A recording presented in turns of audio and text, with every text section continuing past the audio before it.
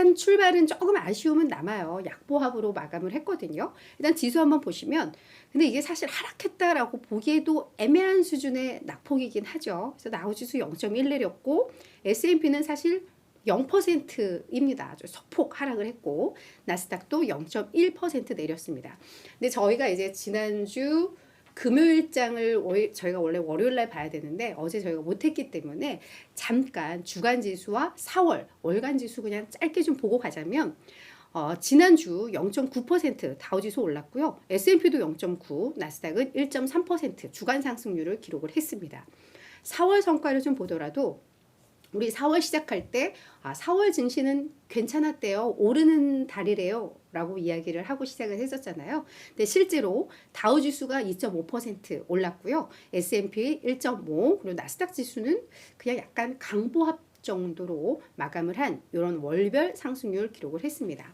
자, 그럼 저희가 금요일 날 있었던 걸 잠깐 좀 훑어보고 가기는 해야 될 것 같아요. 왜냐하면 금요일장은 뭐 1% 미만이긴 합니다만 한 0.6에서 0.8% 정도 모든 이 3대 지수가 상승세로 마감을 했었는데 금요일날 주요 물가지수가 하나가 있었죠. 개인 소비지출 물가지수가 발표가 났었는데 그게 생각보다 좀 잘 났어요. 기존에 계속해서 나왔던 물가지수들과 그 맥은 좀 같았습니다. 그래서 그냥 헤드라인 PC를 보면 뭐 전월보다 약간 좀 낮아지거나 예상보다 낮거나 해서 물가가 그래도 안정을 찾고 있구나 라는 생각을 하게 했습니다. 그 이유는 에너지 가격이 하락한 그 영향인데 다만 역시나 변동성이 큰 에너지와 식품 가격을 제외한 걸 보니 예상보다 좀 높게 나오는 이런 흐름들이 좀 나왔었거든요. 그리고 기대만큼 잘 떨어지질 않고 개인 소득도 양호하게 계속해서 늘어나는 흐름들이 나오고 있고 이러다 보니까 그냥 기존에 봤던 그 맥락이기는 합니다. 그래서 물가가 생각보다 잘 잡히지를 않는다. 어떤 추세를 꾸준히 볼 수 있는 특히나 이 근원 물가가 예상보다 잡히진 않는다. 그래서 이제 이게 긴축 우려로 약간 연결이 되는 느낌은 있었습니다. 하지만 미시간대가 발표하는 소비 심리, 소비 기대 지수 이런 것들이 그래도 양호하게 나오면서 시장에서 지금 우려했던 것은 스태그플레이션이잖아요. 물가는 잘 안 잡히고 경기는 꺾여버리는. 근데 이제 이 기대 지수, 심리 지수가 괜찮다 보니까 그래도 스태그플레이션은 피해갈 수 있는 거 아닐까? 요런 기대감들이 맞물리면서 금요일장이 상승을 했던 거였거든요. 오늘도 이제 그 연장선에서 좀 봐야 하기 때문에 이걸 굳이 말씀을 좀 드렸고 그리고 주말 사이에 또 있었던 일 하나는 퍼스트 리퍼블릭 우리 지난주였나요? 그걸 좀 다루면서 실적을 발표를 했는데 예금이 생각보다 너무 많이 감소를 했다. 그러니까 얘네는 한번 은행 위기 겹치고 나면서 그래도 많은 대형 은행들이 예금 유치하고 이러면서 그냥 안정을 찾아갔는데 그냥 실적 공개가 또 발목을 잡아버린 거예요. 그래서 예상보다 예금 인출이 너무 많았네. 그게 시작이 돼서 또 파산 우려가 나왔고 결국은 결론부터 말씀드리지만 파산을 했습니다. 그래서 당국 주도로 해서 자산 매각이나 이런 게 이루어지는데 그걸 JP모건에서 인수하기로 이제 최종 또 결론까지 다 나와버린 이게 그 주말 며칠 사이에 있었던 이야기들입니다. 근데 다만 그 부분에 대해서는 이제 조금 있다가 나오겠지만 그게 또 JP모건이 인수하고 정말 뭔가 되게 빨리빨리 진행되잖아요. 지난번에 실리콘밸리 은행도 그랬었고 거기 어디였죠? 스위스은행, 스위스 크레딧 걔네도 그랬고 뭔가 일 터지고 파산한다면 바로 그냥 주말 사이에 인수자까지 그냥 정리되면서 은행 리스크가 확산되는 걸 지금 다 막고 있는 이런 흐름들 지금 이제 그 상태에서 이제 오늘 장으로 넘어가 볼게요. 자, 오늘은 모두 다 약보합으로 마감을 했는데 경제지표 발표가 하나가 있었습니다.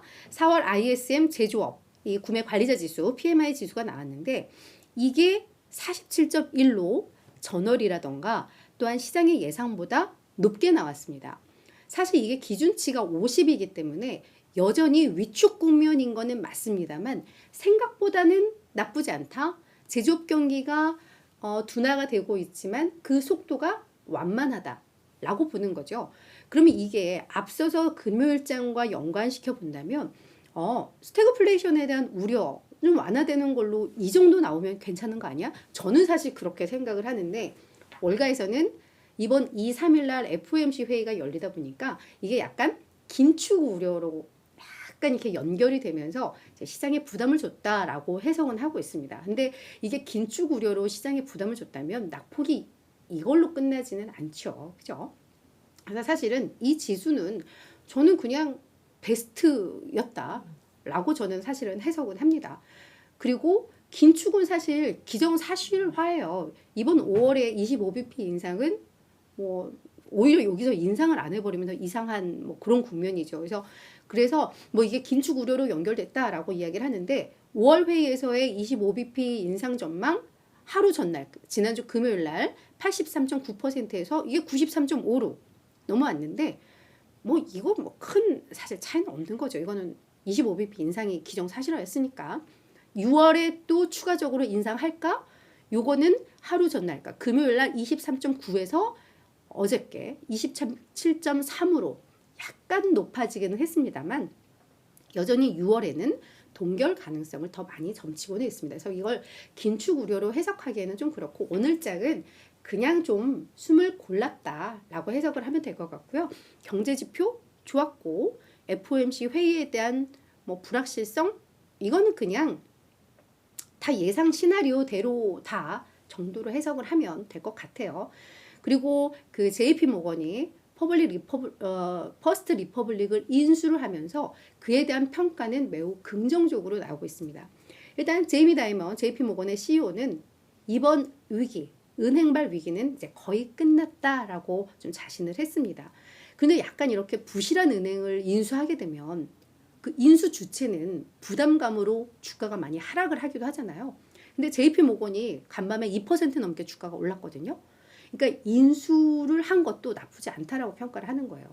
사실 이 퍼스트 리퍼블릭은 그 자체 어떤 뭐 부실 이것보다 약간 뭔가 그 실리콘밸리 은행에서의 그 인출과 이거에 그냥 맞물려서 예금 인출이 그냥 문제가 됐던 거기 때문에 어찌 보면 얘네가 되게 뭐 부실하고 이런 것도 아니잖아요. 그런 면에 있어서 뭐 JP 모건도 나쁘지 않은 수였다라는 평가가 나오는 것 같아요. 그리고 인수를 통해서 자산 인수, 예금 인수를 통해서 오히려 JP 모건이 그렇지 않아도 덩치가 큰데 더 커진 뭐 이런 부분에 대해서도 시장에서는 긍정적으로 보는 것 같고요.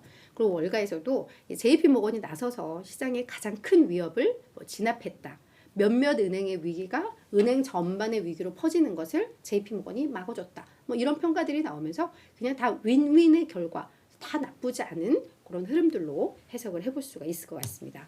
이번 주는 가장 중요한 게 FOMC 회의입니다. 자, 5월 2일과 3일, 그러니까 화요일과 수요일 날 회의가 열리니까 우리 시간으로는 우리가 한 목요일쯤에 정책 발표된 거 아침에 보게 될 것이고 뭐 기자회견 내용, 성명서 내용 뭐 이런 것들을 좀 보게 될 것 같아요. 그래서 뭐 금리 자체에는 뭐 크게 뭔가 뭐 쇼킹하거나 뭐 충격적인 내용이 나오진 않을 것 같은데 결국은 이 성명서 그리고 기자회견 내용이 좀 매우 중요할 것 같고 그에 따라서 시장이 좀 영향을 많이 받을 수 있을 것 같습니다.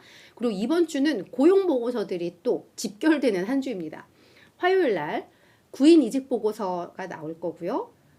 3일 수요일 날에는 ADP, 그러니까 민간에서 발표하는 비농업 부문의 고용 변화 나올 것이고 금요일 우리나라는 아마 어린이날로 휴장일 텐데 이때 4월 고용 보고서가 좀 발표가 됩니다. 뭐 목요일 날은 늘 주간 신규 실업수당 청구 건수 나오고요. 그러니까 이 고용과 관련된 내용들이 다 나올 텐데 이건 이제 또 6월 FOMC에 영향을 미칠 수 있다라는 점에서 주목을 해야 할 뭐 그런 변수들일 것이고 실적은 제약사들이 좀 많아요. 뭐 화이자라던가 CVS라던가 모더나 우리가 다 아는 요 기업들 아마 뭐 코로나 백신이 이제 많이 안 팔리기 때문에 그 대안으로 뭐가 나올까 뭐 이런 것들이 이제 이슈가 좀 될 가능성이 좀 있고요. 그다음 뭐 소비와 또 관련된 뭐 스타벅스라던가 켈로그 뭐 이런 회사들 이런 애들도 실적 발표를 할 것이고 그리고 애플이 4일날 발표를 합니다. 그래서 이 애플에도 관심이 워낙에 좀 많잖아요. 그렇죠? 그래서 이 4일도 요 애플 실적이 사실 시장을 크게 흔들 것 같습니다. 근데 우리가 이 4일장을 5일날 아침에 결과를 보게 되는데 우리가 5일날 이걸 안 하게 되기 때문에 이걸 좀 다룰 수 없을 수 있는데 요건 뭐 월요일 날 다루든 뭐 이렇게 하긴 해야 될 것 같아요. 그렇죠? 그래서 이 애플 이것도 핵심이다. 이번 주 실적 발표의 핵심은 애플이다. 이렇게 정리를 하고 넘어가 볼게요.